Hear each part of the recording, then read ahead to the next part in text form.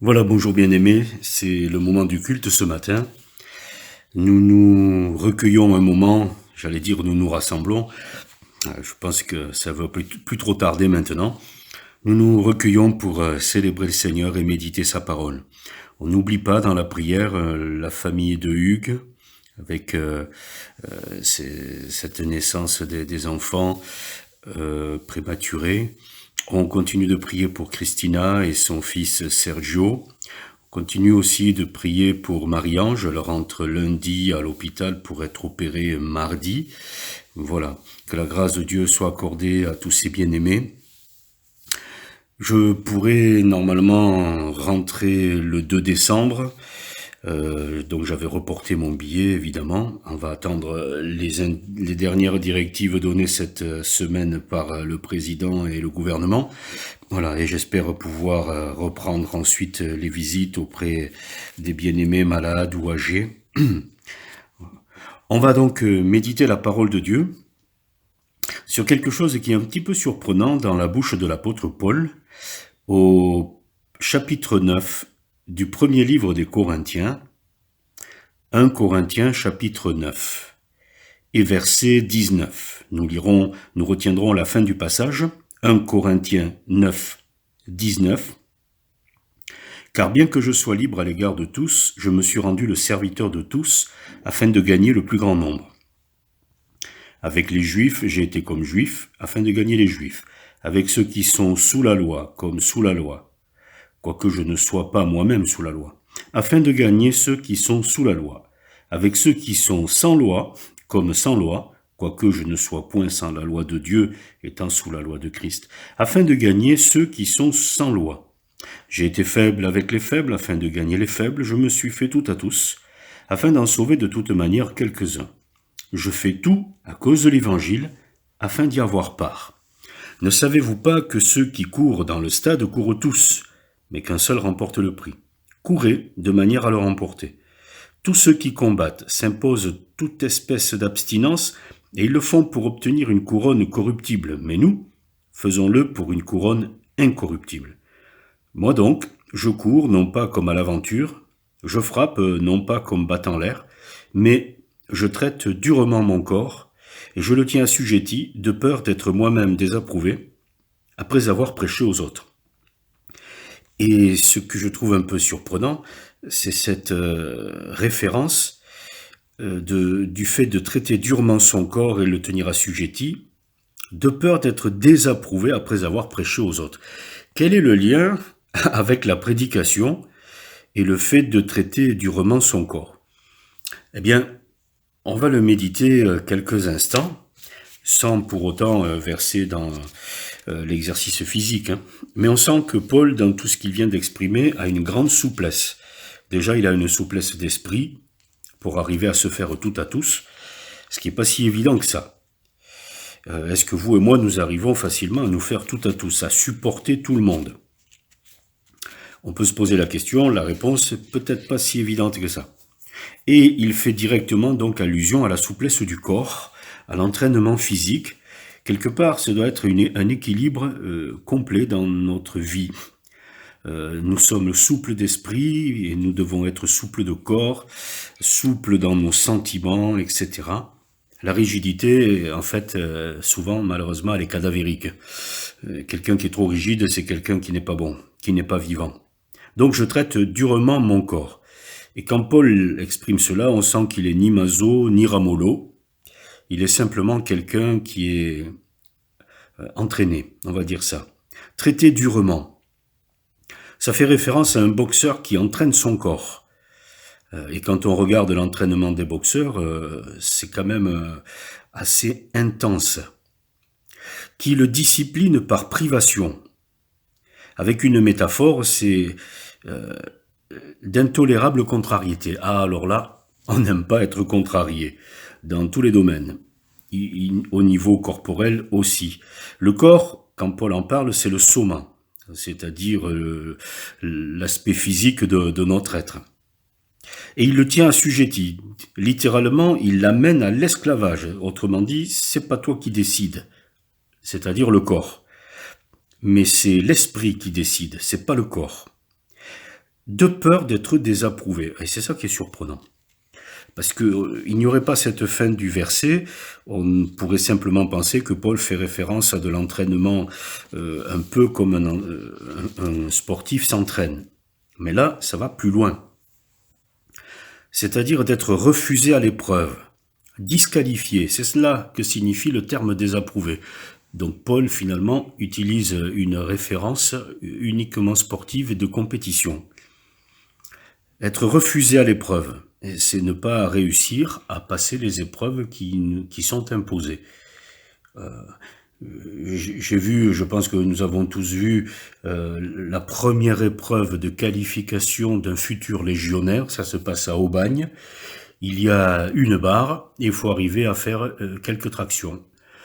Certains viennent du bout du monde, mais s'ils n'arrivent pas à faire les quelques tractions demandées, c'est pas la peine, billet retour de suite. On passe même pas à l'étape d'après. Voilà. Après avoir prêché aux autres. Littéralement, c'est la proclamation ouverte. Donc, après avoir prêché aux autres, souligne le fait qu'il y a le temps qui passe, et c'est l'épreuve du temps qui fait la démonstration de la qualité du sportif. Il faut du temps pour qu'un sportif arrive au niveau souhaité. Et après, il faut de l'entraînement pour y rester. On pourrait le dire autrement, c'est cet adage « faites ce que je dis, mais ne faites pas ce que je fais ». Ça, c'est complètement faux quand on est chrétien. Ce que nous disons, c'est ce que nous faisons. Et la démonstration de notre vie doit en être le corollaire. Voilà. Donc, traiter rudement son corps, est-ce qu'il nous faut aller jusqu'à être à l'écoute de son corps? Aujourd'hui, c'est ce qui prévaut. Il faut être à l'écoute de son corps. Le risque, c'est pas de ne pas sortir du fauteuil. Parce que quand on est bien installé dans un fauteuil, en général, notre corps nous dit d'une certaine manière moi je suis bien là. Mais on sait tous qu'au bout d'un moment, au bout de plusieurs heures dans ce fauteuil, le même corps dit je n'en peux plus. Il a envie de s'étirer, il a envie de bouger, il a envie de marcher. Pourquoi? Parce qu'en fait, Dieu nous a donné un corps qui est fait pour bouger, qui est dynamique. Et tout dans notre corps est dynamique. À tous les niveaux, y compris même nos pensées. Elles sont même trop dynamiques parfois. Ça se brouille un petit peu dans notre tête. Il y en a trop. Les paroles, n'en parlons pas, forcément. On parle tout le temps, de la plus tendre enfance avec des petits gazouillis qui font sourire toute la famille, jusqu'à l'âge le plus avancé où là on tourne en boucle certaines phrases. Eh bien, c'est une forme de démonstration que tout dans notre être est fait pour bouger, pour s'exprimer. Voilà. Je vous ferai simplement référence à ce niveau-là, par exemple aux interventions cardiaques. Aujourd'hui, plus qu'avant, très rapidement après l'intervention cardiaque, il faut faire de l'exercice. Et dans le même hôpital où vous avez été opéré, vous avez de suite là les kinés et autres qui viennent vous faire de l'exercice. On retrouve la même chose avec la fracture du col du fémur. Le lendemain, déjà, on vous assied, etc. et les exercices commencent. Y compris pour l'opération de l'épaule, qui est une des plus douloureuses qui soit. Immédiatement, il faut bouger, parce que le risque, si on ne bouge pas, c'est que les choses ne se mettent pas correctement en place. Et je me souviens du centre d'examen de vertige il y a quelques semaines où Denise a été envoyée par le médecin. J'ai été surpris, je ne m'attendais pas du tout à des examens aussi dynamiques que cela et surtout aux commentaires du spécialiste ORL qui disait trop souvent, les gens pensent quand ils ont des vertiges, puisque ça tourne autour d'eux, ils sont vraiment pas bien du tout, que le mieux c'est de rester dans le fauteuil, voire coucher dans le lit les yeux fermés. Et de dire donc, c'est surtout ce qu'il ne faut pas faire. La preuve en est, c'est que quand parfois les petits cristaux ont bougé, comment on les remet en place? En secouant la tête. Eh bien lui de nous dire, quand on a des vertiges, il faut bouger. Ça fait partie de la thérapie. Le fait de ne pas bouger accentue et sclérose un petit peu le phénomène. Donc, finalement, Paul a raison, la science le démontre. traiter durement son corps et le tenir assujetti. Quelque chose de particulier. Et ça nous oblige donc à réagir. Paul dira, dans Actes chapitre 15, verset 36, « Retournons voir les frères pour voir comment ils vont. » Alors juste une parenthèse et une référence à l'actualité. Pour Dieu, le présentiel, c'est beaucoup plus important que le virtuel. Retournons voir les frères. Paul physiquement retournait dans les églises qui venaient d'être ouvertes pour voir les frères, pour voir comment ils vont. Alors j'ouvre une parenthèse dans la parenthèse. Paul venait de passer dans des endroits où il n'y avait rien pour annoncer l'évangile et des gens qui n'étaient pas convertis se convertissaient. Aujourd'hui, malheureusement, et on le voit sur Internet plus particulièrement, force est de constater que la plupart de ceux qui, entre guillemets, ouvrent des églises ne s'adressent pas à des personnes nouvelles, mais prennent contact avec des personnes qui sont déjà dans d'autres églises. Or ça s'appelle une œuvre de mercenaires. Ça ne s'appelle pas l'œuvre de Dieu, telle que le Seigneur l'a établie. Et quand j'y pense, quand on fait le constat de ces derniers mois, de ces dernières années, ce qui s'est passé dans des églises ici ou ailleurs, eh bien on se rend compte d'une chose, c'est que plutôt que d'aller annoncer l'évangile à des gens qui ne l'ont jamais entendu, tous ceux qui font preuve d'un dynamisme, eh bien vont plutôt s'adresser à des gens qui sont déjà dans des églises. La preuve en est, puisqu'aujourd'hui on a des moyens de communication qui sont exceptionnels, c'est qu'à un moment donné, les personnes elles-mêmes vous disent « mais on m'a contacté, mais on m'a appelé pour rejoindre tel groupe ». Rien que ça devrait être un signal d'alerte. Parce que le Seigneur a dit « n'abandonnez pas votre assemblée comme c'est la coutume de quelques-uns ». Donc ça par contre c'est pas nouveau, c'est pas d'hier. Donc je referme la parenthèse. Dieu est pour le présentiel et pas le virtuel. D'ailleurs, il est lui-même présent en personne. Quand Jésus viendra, il ne portera pas un autre nom que celui de Dieu avec nous. Emmanuel. Et l'Esprit, il est dit de l'Esprit, il sera en vous. Le Père et moi, nous viendrons. Donc Dieu est pour le présentiel. Et si j'appuie là-dessus, c'est parce qu'il faut maintenant que ces choses s'arrêtent. Ce confinement dont pas mal de scientifiques remettent en cause les fondements mêmes et les corollaires, c'est-à-dire le fait de ne pas pouvoir se rassembler dans les lieux de culte. On voit bien que des catholiques essaient le dimanche matin de réagir, de s'opposer à ça, mais c'est pas si évident que ça.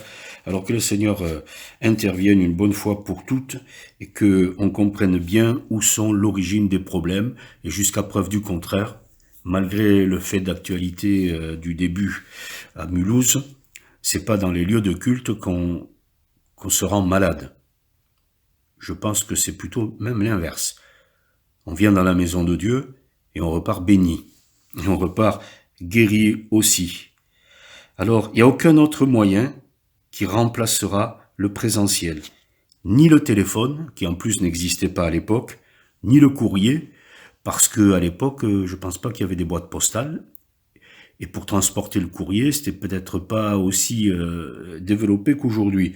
Alors j'ouvre là encore une parenthèse. Aujourd'hui, avec les moyens de communication, on aurait facilement tendance à se plaindre. On m'appelle pas, on prend pas de nouvelles de moi. Mais finalement, c'est un peu ça quand même la base. C'est que à l'époque, les chrétiens devaient être des chrétiens solides, devaient être des chrétiens forts, sans attendre qu'on vienne les contacter d'une manière ou d'une autre, parce qu'il n'y avait pas les moyens qu'il y a aujourd'hui. Donc faut pas s'appuyer là-dessus ou se cacher là derrière pour trouver comme des excuses et dire que eh bien on prend pas des nouvelles de moi. D'ailleurs, est-ce que les personnes qui disent cela prennent des nouvelles des autres? Alors, on revient, retournons voir les frères. Fondamentalement, on ne vit pas l'Église à distance. Même la consultation médicale à distance, la téléconsultation a ses limites. C'est-à-dire, panne de réseau, c'est fini. Panne électrique, c'est fini. Et quand il n'y a pas de panne de réseau et panne d'électricité, eh bien, la consultation, elle est quand même limitée parce que, il n'y a pas l'auscultation, vraiment. Il n'y a pas la palpation, vraiment. Il n'y a pas le fait de poser sa main comme le berger pose sa main sur les brebis. Et là, il va comprendre, il va sentir des choses. C'est pas en regardant les brebis, en étant un berger à distance, en regardant les brebis par la vidéo, que on va bien prendre soin des brebis. C'est pour ça que cette histoire de confinement, il faut vraiment que ça s'arrête. Voilà. Parce que vous et moi, nous ne vivons pas nos relations familiales par vidéo interposée. Or, aujourd'hui, l'effet pervers de tout ça, c'est un peu cette situation-là. On voit et on parle aux personnes âgées de la famille par vidéo interposée. On essaie de pallier, mais ce n'est qu'un palliatif. On continue. Dieu n'est pas pour l'individuel ou l'individualisme et l'action solitaire. C'est-à-dire que Paul part avec Silas et puis il va prendre Timothée. Avec Dieu, il n'y a aucune action individualiste. Or, aujourd'hui, nous vivons dans un monde qui développe l'individualisme. Et c'est un piège de vivre les choses tout seul, alors que Dieu nous a appelés à les vivre ensemble, dans la famille et dans l'Église. C'est pour cela que l'œuvre de Dieu qu'il a établie, et pour laquelle finalement il n'a demandé l'avis à personne, dans ce sens où quand on lit ce que le Seigneur dit dans l'évangile de Matthieu, d'un seul coup apparaît l'Église. Je bâtirai mon Église. Et c'est la première fois que le terme assemblée, le terme Église apparaît. Donc c'est d'une certaine manière la révélation, la démonstration de la volonté de Dieu. C'est l'assemblée, c'est le rassemblement, c'est l'Église, pour que nous soyons les uns et les autres proches et unis. Dieu lui-même ne verse pas dans l'individualisme et il ne fonctionne pas de manière solitaire. Dieu est pluriel, ce qui d'ailleurs nous pose un problème de compréhension. Comment Dieu peut être Père, Fils et Esprit? Néanmoins, c'est ça. Dieu est pluriel. Dans Jean chapitre 10, verset 30, il est dit « Le Père et moi, nous sommes un ». Et je ne parle pas de moi-même. Et quand l'Esprit viendra, Jean 16, 13, il ne parlera pas de lui-même. Donc il y a vraiment une complémentarité et une communion qui est la base de tout ce que Dieu a établi. Alors on va terminer maintenant.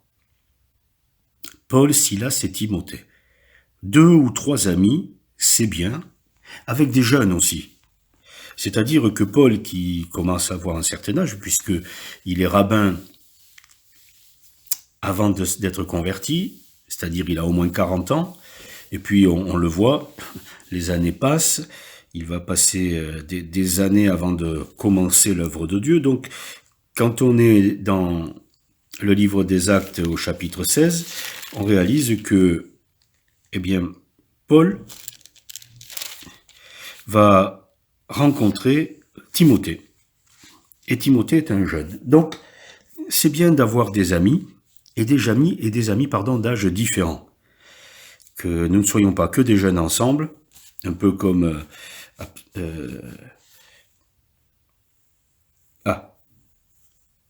Jéroboam, qui n'aura que des amis de son âge, et puis ne pas être qu'avec des personnes âgées non plus.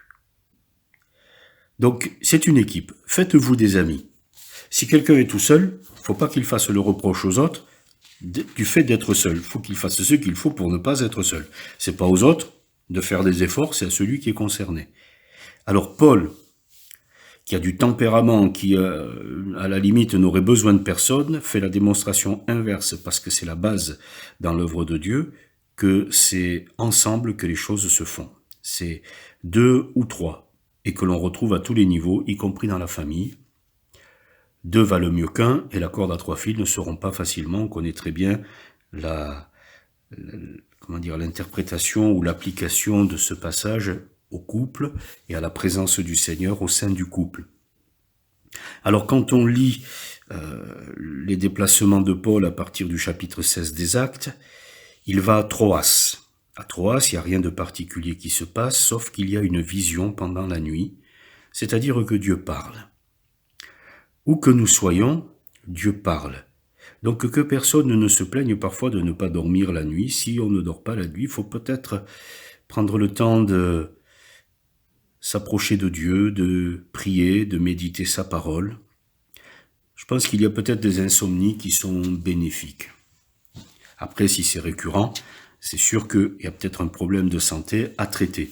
Néanmoins, on reste sur l'idée, je traite durement mon corps, et même quand on a passé de mauvaises nuits, le lendemain matin, on n'a pas à faire le bilan météorologique de notre état intérieur à tous ceux qui nous entourent, parce que peut-être qu'eux aussi ils ont passé une mauvaise nuit. Vous avez un rendez-vous chez le médecin à l'hôpital pour une intervention, même s'il a passé une mauvaise nuit, il va pas annuler tous ses rendez-vous, on y va quand même. Combien de fois, vous et moi, on s'est levé le matin après des nuits un peu particulières, il faut quand même aller au travail. Donc, une vision pendant la nuit. Il arrive à Philippe, ça commence bien avec un lieu de prière, mais alors ça se termine dans la prison battue de verges entre-temps. Et eux, ils prient et ils chantent des cantiques. Du coup, il faut écouter son corps, là, ça marche pas. Heureusement d'ailleurs que ça marche pas. Parce que si Paul écoute son corps, ça va être les lamentations de Jérémie, que Paul va réécrire ou reprendre à son compte. Mais non, il n'écoute pas son corps. Il prie et il chante des cantiques. Venir dans la maison de Dieu quand tout va bien, c'est bien. Venir dans la maison de Dieu quand on n'a pas envie de lever le pied, de se bouger parce que ça ne va pas, mais je pense que c'est encore mieux. Et Dieu va honorer la foi de celui qui ne s'écoute pas, mais qui va au contraire continuer de marcher avec Dieu, non pas comme si de rien n'était, mais malgré les situations. Si vous n'allez pas bien, c'est à vous de réconforter les autres. Je répète, si vous n'allez pas bien, c'est à vous de réconforter les autres. Parce que si nous parlons aux autres en fonction de notre état d'âme du moment, on va leur casser le moral. Quand on regarde le livre de Job, c'est Job qui nous fait du bien. D'ailleurs, vous et moi, quand nous n'allons pas bien, nous allons lire le livre de Job qui va encore moins bien que nous, et qui c'est qui fait du bien à l'autre? C'est lui. Donc c'est la démonstration que quand je ne vais pas bien, je peux faire du bien. C'est le défi que Dieu relève. Quand il arrive à Thessalonique, ça va être un petit peu compliqué et on va les chercher, mais on ne les trouve pas. Ça veut dire qu'ils vont se cacher. Et de temps en temps, dans des situations, il faut se cacher. Paul, c'est pas son tempérament de fuir les problèmes, mais très honnêtement, il y a des problèmes. Vaut mieux ne pas s'en occuper. Quand on nous cherche, trop souvent on dit si tu me cherches, tu vas me trouver. Ben non, justement. Si on me cherche, faut pas me trouver. Parce que j'ai pas envie de tomber dans le piège de la dispute, du conflit, de l'opposition. Je l'ai trop fait. Vous et moi, nous l'avons trop fait. Et nous l'avons trop subi. Alors la dispute, maintenant, c'est fini. Et des chrétiens qui se disputent, ou qui se retrouvent dans une dispute, c'est parce qu'il y a eu un dérapage quelque part, c'est pas votre place. Nous ne devrions pas nous disputer. Est-ce que Dieu se dispute? Ils arrivent à Bérée, et là, à Bérée, c'est excellent, ils prêchent, les gens ont le cœur ouvert, mais ils vérifient si ce qu'on dit est exact. Alors ça, c'est un peu blessant quand même. Comment, vous me faites pas confiance? Ah si, on vous fait confiance. Mais comme on dit, la confiance n'exclut pas le contrôle, et que personne ne se vexe de ce que, une fois qu'on a dit quelque chose, on cherche à le vérifier. Si nous faisions cela, vous et moi, il y a bien des pièges qu'on aurait évités. Parce que trop souvent, on ne prend pas le temps, on ne prend pas soin de vérifier ce qu'on nous dit, on s'en rend compte trop tard, et non seulement on a perdu du temps, mais peut-être on a perdu d'autres choses aussi. Parce qu'on se fait avoir, tout simplement. Faut vérifier, faut contrôler. On vous présente quelque chose qui est trop beau, qui coûte pas cher. On se dit tous, c'est pas possible, il y a un truc. Mais oui, forcément, il y a un truc. Eh bien aujourd'hui, il y a beaucoup de trucs qui circulent partout, y compris dans les livres, y compris par des coups de téléphone qu'on peut recevoir. Ça s'appelle le démarchage par téléphone. D'ailleurs, il n'y a pas que les commerciaux qui font cela. Parfois, il y a des personnes qui vous appellent pour vous inviter à aller ici ou ailleurs. Ça s'appelle du démarchage par téléphone. Il faut dire les choses telles qu'elles sont. Et parfois aussi, ça se fait sur Internet. Les chrétiens, pardon, excusez-moi, les chrétiens d'aujourd'hui doivent plus que jamais vérifier tout ce qu'ils entendent, tout ce qu'on leur dit. Parce que il y a de beaux discoureurs, il y a de beaux parleurs, et à la fin des temps, ils se donneront une foule de docteurs selon leur propre convoitise. Donc, ça devrait même être un signal d'alerte systématique. Ils parlent trop bien. Normalement, on va le dire autrement, on voit dans les Écritures que plusieurs de ceux que Dieu a appelés, ils parlaient pas bien au départ. C'est pour ça que j'allais dire, normalement, un prédicateur, c'est pas un discoureur de haut rang, parce que Dieu n'a pas appelé des gens super qualifiés pour prêcher. Et avec l'exemple de Moïse, on en a la démonstration, il avait la langue embarrassée.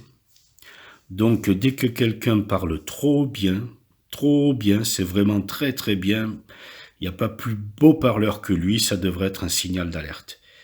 Écoutez la parole de Dieu, l'apôtre Pierre le jour de la Pentecôte avec un résultat incroyable, 3000 qui se convertissent, son discours est on ne peut plus simple.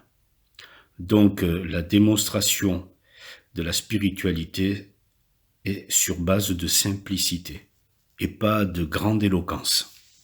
On referme la parenthèse, donc faut pas se vexer si une fois que quelqu'un a dit quelque chose, y compris même l'apôtre Paul, eh bien on vérifie. Aberrer, on ne se fait pas berner. On pourrait se faire ce tout petit jeu de mots, aberrer, on ne se fait pas berner. Ensuite, il arrive à Athènes, et là, il sent au-dedans de lui son esprit s'irriter, paroxuno, qui est la base du terme paroxysme. Eh oui, Paul est comme tout le monde, de temps en temps, la moutarde monte au nez, il sent son esprit s'irriter, mais il ne s'énerve pas. Voilà. Alors, si nous sentons notre esprit s'irriter, si nous sentons la moutarde monter au nez, c'est qu'on est vivant, c'est qu'on réagit, c'est que ça fonctionne bien. Par contre, c'est à nous de maîtriser la réaction. Et parfois, on n'a pas maîtrisé nos réactions, on n'a pas maîtrisé nos paroles. Même Dieu se met en colère, mais il maîtrise. Donc nous, ne soyons pas de ceux qui ne maîtrisons pas notre colère. Un chrétien qui ne maîtrise pas sa colère, il détruit en un rien de temps ce qui a pris des années à être construit en termes de témoignage et d'exemplarité. Le calme, c'est une valeur spirituelle. Et la maîtrise de soi fait partie du fruit de l'esprit. Donc, qu'il y ait des choses qui m'énervent, qui vous énervent et qui nous agacent, j'allais dire c'est normal tant qu'on est sur la terre. Mais c'est là où il ne faut pas tomber dans le piège où nous tombions précédemment. Il sent son esprit s'irriter, mais il ne s'énerve pas. À Corinthe, ça finit au tribunal. Et Galion, le juge, dira « Je ne veux pas être juge de ces choses ». Donc il y a bien des conflits, il y a bien des disputes qui ne doivent pas se régler en dehors de la communion fraternelle. Trop souvent, nous allons raconter à l'extérieur les sujets de discorde et les choses qui ne vont pas. Et là, c'est le contre-témoignage par excellence, malheureusement. On va terminer la méditation. J'étais un petit peu long ce matin. Il arrive à Éphèse. Et là, à Éphèse, il repose les fondamentaux. Mais de quel baptême avez-vous donc été baptisé? Et de temps en temps, il faut revenir aux fondamentaux dans notre vie. Mais vous avez été baptisé? Nous avons été baptisés, c'est-à-dire que notre cœur a été touché, comme le jour de la Pentecôte. Nous nous sommes posé la question, mais que ferons-nous?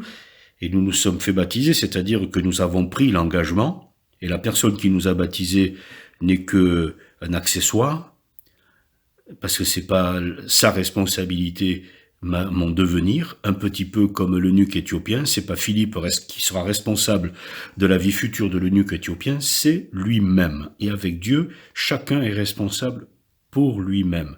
Jamais la responsabilité n'incombera aux autres.